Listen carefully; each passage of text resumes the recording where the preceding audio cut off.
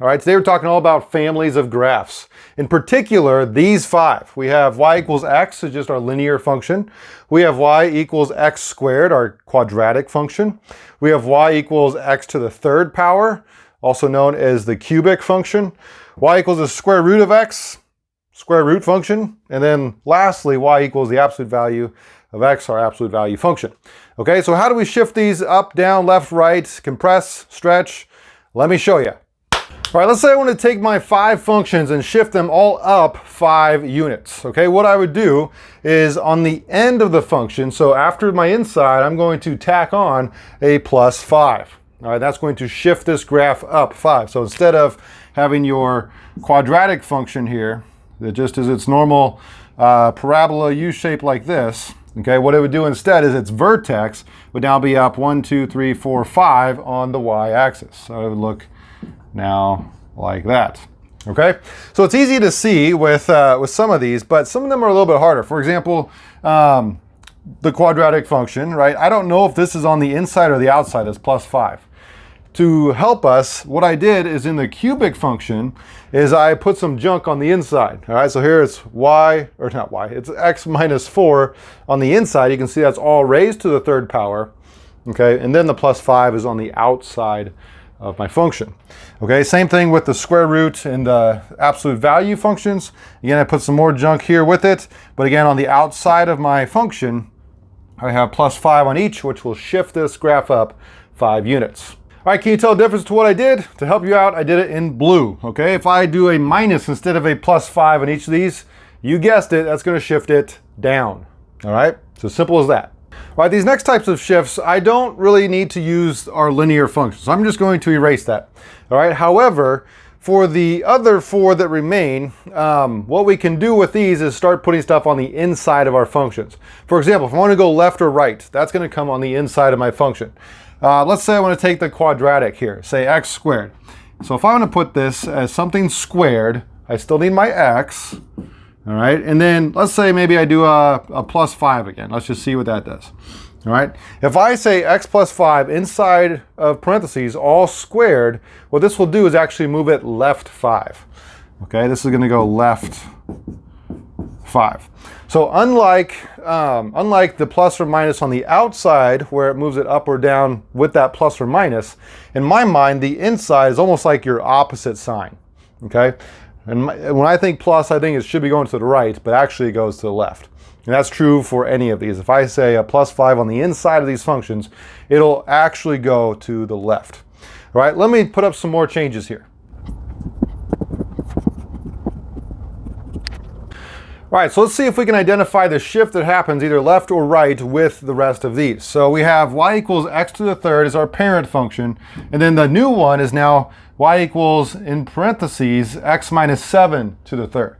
Okay, so it's minus 7. Again, we're thinking the opposite sign. This is going to go to the right 7 units. Now, when I say to the right 7 units, what I mean is compared to our original parent function. Okay, in this case, it happens to be the cubic function. This one, now I have, instead of y equals the square root of x, I have y equals the square root of x plus 9. This one's going to go left 9. It's on the inside, right? It's all underneath my square root. It's on the inside of my function. It's going to go to the left 9. All right, and then this last one, the absolute value of x is now y equals the absolute value of negative 6 plus x. So I tried to trip you up a little bit here. Remember, this is actually, or it could be written, I should say, as x minus 6. So this is also to the right 6 spots. All right, another thing our graph can do is either compress or stretch, all right? And so our first case is when we have y equals a times our function f of x. So if this a is between 0 and 1, that's going to be a vertical compression. All right, so for example, let's say we had 1/2. That's between 0 and 1. 1/2 times our square root function, 1/2 times square root of x. What this would be doing is, compared to our original graph, this is going to be vertically compressing it by 1/2. All right, a vertical compression by 1/2. Over here, if we have our same square root function, but now it's y equals 3 times the square root of x. Remember, if it's greater than 1, this is a vertical stretch. All right, so this is going to be stretching this vertically by 3. right? A vertical stretch by 3. So what does that look graphically? It looks like this.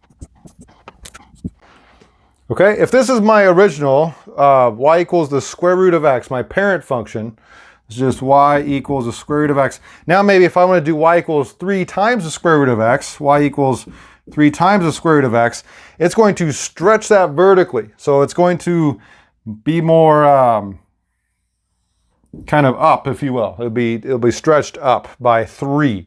Right, we can also horizontally stretch or compress our graphs by putting our a that we just had in the last part inside of our function. So now it's f of ax.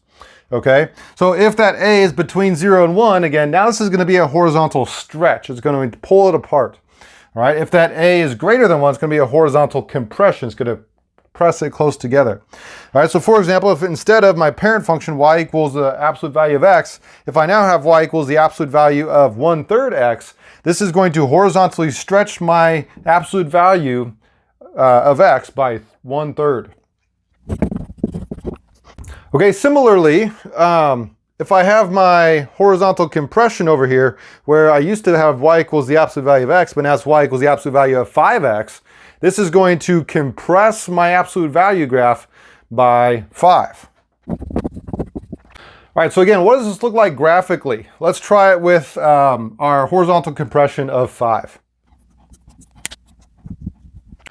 Okay, so if I have my y equals absolute value of x, my normal function that we had on our opening screen, now if I have y equals the absolute value of 5x, this is horizontally compressing that by a factor of 5. Okay, so instead of being kind of at these 45-degree angles, it's going to be a lot skinnier.